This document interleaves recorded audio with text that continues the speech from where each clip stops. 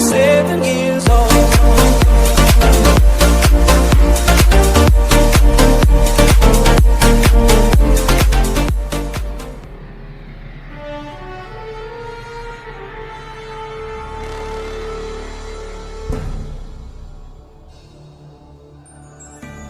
A fraude satânica prova ser uma poderosa e motivadora força para o mundo.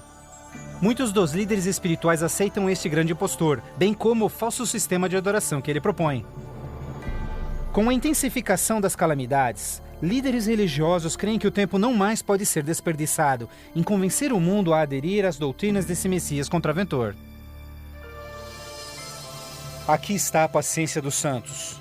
Aqui estão aqueles que guardam os mandamentos de Deus e a fé de Jesus. Nem todos serão enganados. Poucos serão aqueles que entenderão que a Bíblia havia alertado sobre esse incrível enganador, e eles sabem que o objetivo deste falso Messias é desviar o povo dos mandamentos de Deus. Mas essa não é a primeira vez que Satanás se apresenta como anjo de luz. Quando Jesus foi tentado no deserto, Satanás apareceu a ele disfarçado como glorioso mensageiro de Deus. Mas o inimigo de Deus se revelou quando tentou a Jesus em desobedecer a palavra de Deus. Portanto, mais uma vez, usando a mesma tática, o mal tenta enganar o mundo a desobedecer a lei de Deus. Ninguém pode servir a 2 senhores, pois odiará um e amará o outro, ou será leal a um e desprezará ao outro. O mundo chegou a um momento decisivo em sua história. O falso Cristo e o conflito global estão dividindo o mundo em 2 grupos distintos: aqueles que seguem a Bíblia e aqueles que seguem a besta. Ansiedade enche o coração do povo, e religião é o tópico supremo de todas as mentes. Entrevistas no rádio e TV, bem como nas cortes em debates, os verdadeiros seguidores de Deus serão levados diante os líderes mundiais. Ali apresentarão poderosas e eloquentes razões bíblicas para sua oposição, onde o falso sistema de adoração foi apresentado ao mundo. Os mandamentos de Deus e o que constitui a verdadeira adoração estarão ao centro de cada discussão. Movidos pelo poder do Santo Espírito, compelidos pelo argumento bíblico dos servos de Deus, milhares em todo o mundo converter-se-ão desde suas igrejas sem vida e se posicionarão junto aos impopulares, mas verdadeiros seguidores de Jesus. O que nos resta? Devemos obedecer a Deus ou ao homem, à tradição popular ou à Escritura, dividindo assim o mundo inteiro em 2 grupos. De um lado, aqueles que receberam o selo de Deus, e do outro lado, aqueles que receberam o sinal da besta. Aquele que é injusto, siga sendo injusto. Aquele que é sujo, que siga sendo sujo. Aquele que é justo, que siga sendo justo. E aquele que é santo, que siga sendo santo. Este texto de Apocalipse antecede o próximo evento em que todo homem, mulher e criança fará sua final decisão, a favor ou contra Cristo. Ao lado de Deus estão aqueles que em fé observaram sua palavra, mesmo diante oposição. No outro lado, aqueles que escolheram a religião de tradições humanas.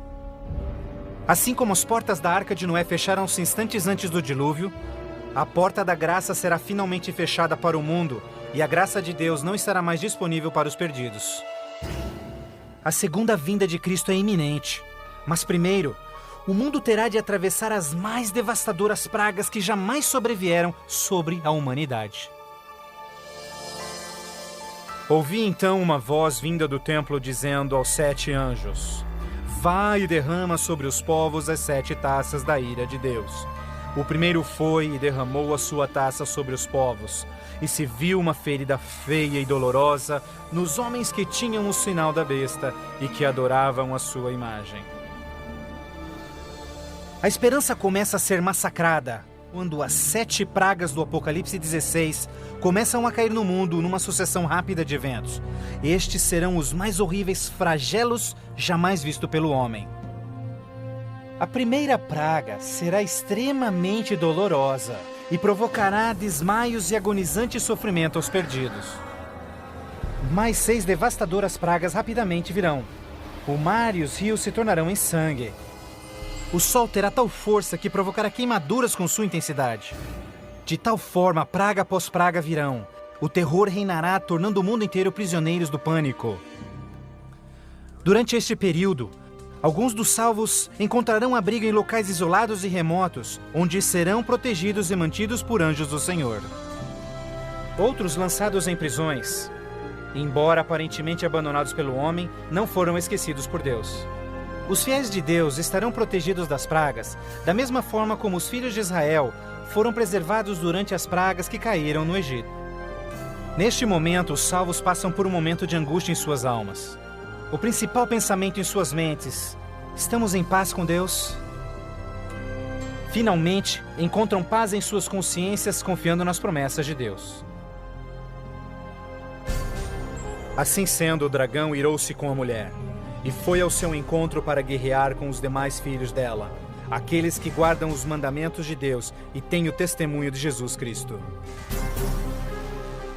Persuadidos pelo falso Cristo, os miseráveis perdidos têm como única esperança para alívio das devastadoras pragas a eliminação daqueles que se opõem a eles. Então a decisão é tomada para caçar e exterminar em apenas um dia o povo de Deus que teimosamente apegou-se às Escrituras. Assim sendo, o campo de batalha espiritual tem aqueles que seguem as tradições humanas e adoram a besta contra aqueles que amam a Jesus e obedecem os seus mandamentos.